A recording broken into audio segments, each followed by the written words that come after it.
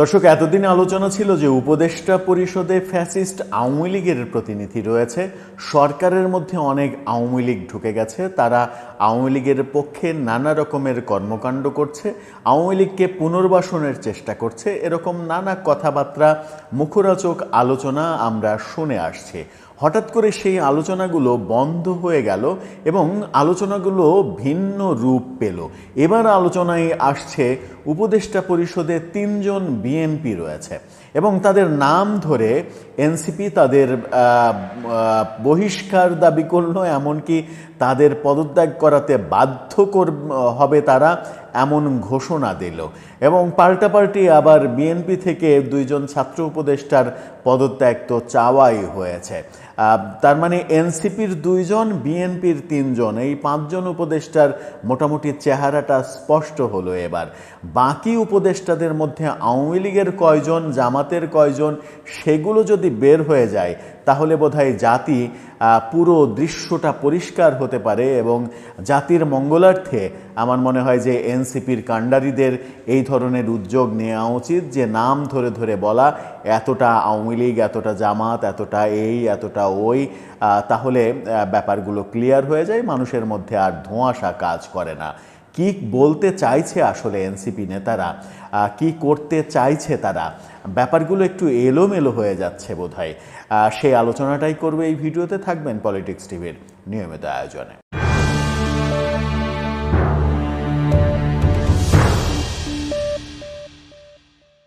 দর্শক, পলিটিক্স টিভির নিয়মিত ভিডিওগুলো স্পন্সর করছে প্রজাপতি.টিভি, নতুন ওটিটি প্ল্যাটফর্ম। আপনারা চাইলে ইউটিউবে, ফেসবুকে, ইনস্টাগ্রামে, টিকটকে দেখে নিতে পারেন। ডেসক্রিপশন বক্সে লিঙ্ক দেওয়া থাকবে, সেখান থেকেও আপনারা দেখে নিতে পারেন প্রজাপতির কার্যক্রম। চলে যাচ্ছি মূল ভিডিওতে। বলছিলাম এনসিপির কথা। এনসিপি এবার উপদেষ্টা পরিষদের 3 জন বিএনপি উপদেষ্টা বের করেছে এবং আজকে নির্বাচন কমিশন ঘেরাওয়ের যে ব্যাপক বিশাল আয়োজন তারা করেছিল, পাখির চোখে দেখা গেছে সেখানে কোটি কোটি মানুষের আমদানি হয়েছিল। শুধুমাত্র বৃষ্টির জন্য কোটি কোটি মানুষ রাস্তায় আটকে থাকার কারণে নির্বাচন কমিশন পর্যন্ত যেতে পারেনি। সেখানে 200-300 সাংবাদিক আর 200-300 এনসিপি কর্মী সব মিলিয়ে একটা জটলা পাকে এবং সেই জটলা দেখেই মনে হয়েছে তারা পিঁপড়ার মতো নির্বাচন কমিশন ভবনটা বোধহয় তুলে নিয়ে এনসিপি কার্যালয়ে নিয়ে গিয়ে নিজেদের মতো করে নির্বাচন কমিশন সাজাবে। সেরকম হঠকারী সিদ্ধান্তের দিকেই গেলে অবাক হওয়ার কিছু থাকবে না। এনসিপি নেতারা রাজনৈতিকভাবে যে অপরিপক্ক, রাজনৈতিকভাবে যে এখনও তারা রাজনীতির সরেও সরে আর শিখতে পারেনি, সেটা প্রতিটা ধাপে ধাপে তারা প্রমাণ দিচ্ছে। নির্বাচন কমিশন ঘেরাও করতে গিয়েও সেই প্রমাণটা দিল। তাদের শুভাকাঙ্ক্ষীরা ফেসবুকে পাখির চোখের একটি স্থির চিত্র দেখিয়ে বারবার পোস্ট করছেন যে আয়োজন করতে পারো না, যে পদক্ষেপ নিতে পারো না, যেখানে জনসমাগম করতে পারো না, সেই আয়োজনটা করতে যাওয়ার দরকার কি বাবা। ছবিটা দেখে নিতে পারেন একবার পাখির চোখে। এই ছবিটা দেখে আপনার কি মনে হয় যে এনসিপির এই আন্দোলনের কোনো ভিত্তি রয়েছে? সেই আন্দোলন থেকেই নাসিরউদ্দিন পাটোয়ারি, এনসিপির বড় নেতা, তিনি বলেছেন যে উপদেষ্টা পরিষদে বিএনপি পন্থী 3 জন উপদেষ্টাকে পদত্যাগ করাতে বাধ্য হবে তারা।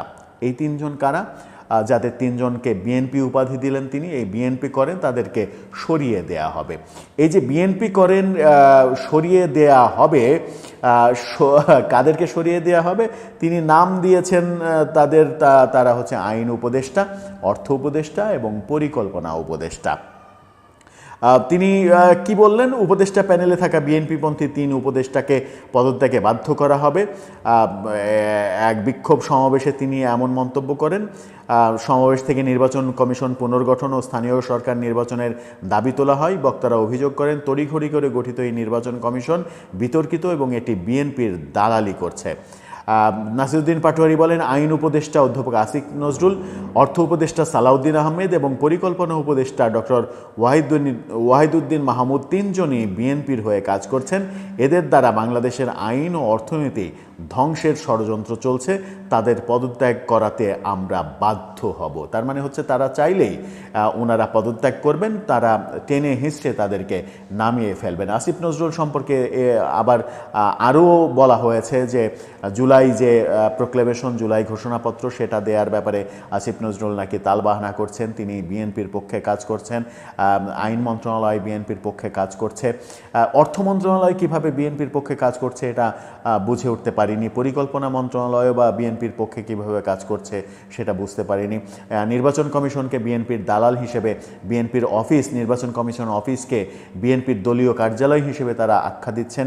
তারা যখন এই 3 উপদেষ্টাকে বিএনপিপন্থী বলে তাদেরকে সরিয়ে দেওয়া, জোর করে পদত্যাগ করানোর কথা ঘোষণা করছেন, অন্যদিকে বিএনপি থেকে দাবি উঠেছে 2 ছাত্র উপদেষ্টা আসিফ মোহাম্মদ সাজিব ভুঁইয়া এবং মাহফুজ আলম, এই 2 জনের পদত্যাগ করতে হবে। খেলাটা বেশ জমেই উঠেছে। এতদিন এনসিপির রাজনৈতিক খেলা আওয়ামী লীগ কেন্দ্রিক ছিল, আওয়ামী লীগের বিরোধিতা করাই তাদের রাজনীতির একমাত্র এজেন্ডা ছিল। এখন আওয়ামী লীগ বিষয়টা যেহেতু আর নেই, আওয়ামী লীগের কার্যক্রম নিষিদ্ধ করা হয়েছে, আওয়ামী লীগ সম্পর্কে তো আর বলার কিছু নেই, এবার তারা বিএনপি বিষয়ে লেগেছে।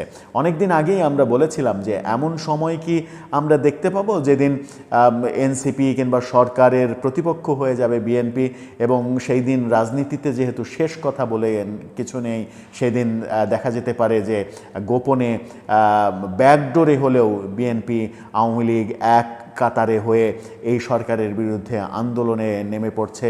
এরকম চিত্র কি আমাদের দেখতে এখনও বাকি রয়েছে? এরকম চিত্রই কি আমরা দেখব? অবস্থা কোন দিকে যাচ্ছে?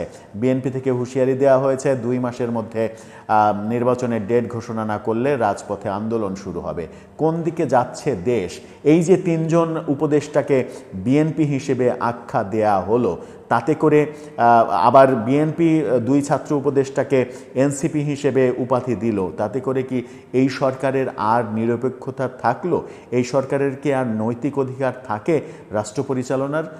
তাহলে এই সরকার কি করবে? সরকারের কি করা উচিত? সরকার কি পদত্যাগ করে চলে যাবে? আবার দেশ একটা অরাজকতার মধ্যে পড়বে? সেটাই কি আমরা চাই? সেই পথেই কি আমরা যেতে চাই?